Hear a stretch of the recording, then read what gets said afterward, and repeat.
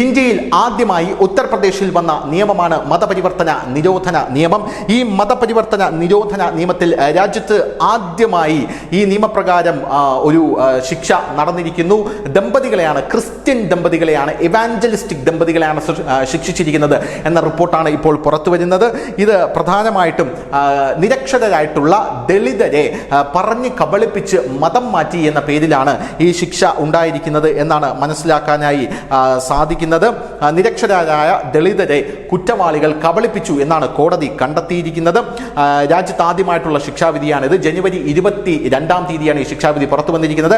അംബേദ്കർ നഗർ ജില്ലയിലെ പ്രത്യേക കോടതി ദളിതരുടെ കേസുകൾ ഡീൽ ചെയ്യുന്നതിൽ പേരുകേട്ട കോടതിയാണ് ഈ കോടതി എന്ന് പറയുന്നത്. ഈ കോടതിയാണ് ഇവരെ ശിക്ഷിച്ചിരിക്കുന്നത്.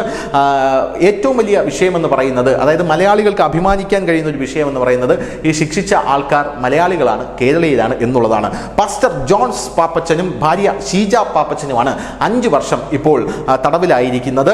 25,000 രൂപ പിഴയും ഇവർക്ക് കോടതി ചുമത്തിയിട്ടുണ്ട്. ദളിതർക്കിടയിൽ ഹിന്ദു വിരുദ്ധത പടർത്തി, ദളിതരുടെ വിശ്വാസത്തെ വ്രണപ്പെടുത്തി, പോരാത്തതിന് ഡിസംബർ 25 കൂട്ട മതപരിവർത്തനത്തിനായി ഒരു വലിയ ജനക്കൂട്ടത്തെ സംഘടിപ്പിച്ചു എന്നിവയാണ് ഇവർക്കെതിരെ ചുമത്തിയിരിക്കുന്ന കുറ്റം.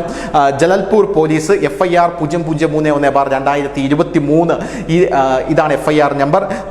ആന്റി കൺവേർഷൻ ലോ ആക്ട് 3/5 പ്രകാരമാണ് പ്രധാനപ്പെട്ട നടപടി ഇവർക്കെതിരെ ഉണ്ടായിരിക്കുന്നത്.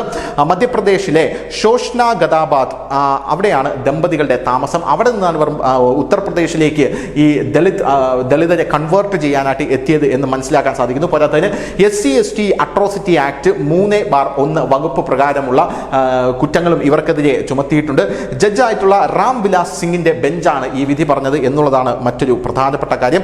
ദളിത് സമുദായത്തിന് മാനസിക ദോഷം വരുത്തി എന്നുള്ളതാണ് ഇവർ ചെയ്ത ഏറ്റവും വലിയ കുറ്റം. നിരക്ഷരരെ കബളിപ്പിച്ച് മതം മാറ്റി എന്നും പറയുന്നു.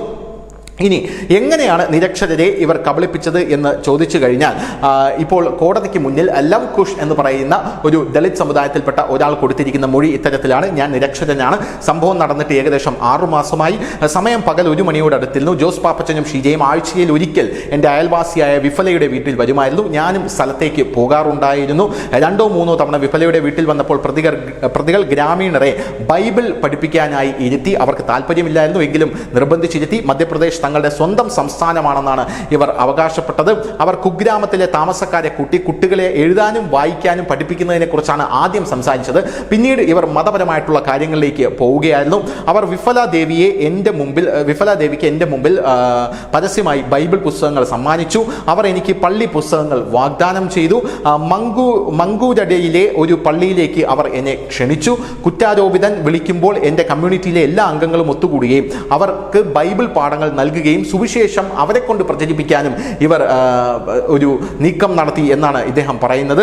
ഡിസംബർ 25 പ്രതികളും അവരോടൊപ്പം ഉണ്ടായിരുന്ന ഗ്രാമവാസികളും ക്രിസ്മസ് ആഘോഷത്തിന്റെ ഭാഗമായി ഭക്ഷണവും മധുര പലഹാരങ്ങളും കേക്കുകളും ഗ്രാമവാസികൾക്ക് ഇവർ വിതരണം ചെയ്തു. ആ വിതരണം ചെയ്യുന്നതിനിടയിൽ തന്നെ ഇവർ പ്രാർത്ഥനാ യോഗങ്ങൾ അതിൻ്റെ ഇടയിൽ നടത്തുന്നുണ്ടായിരുന്നു.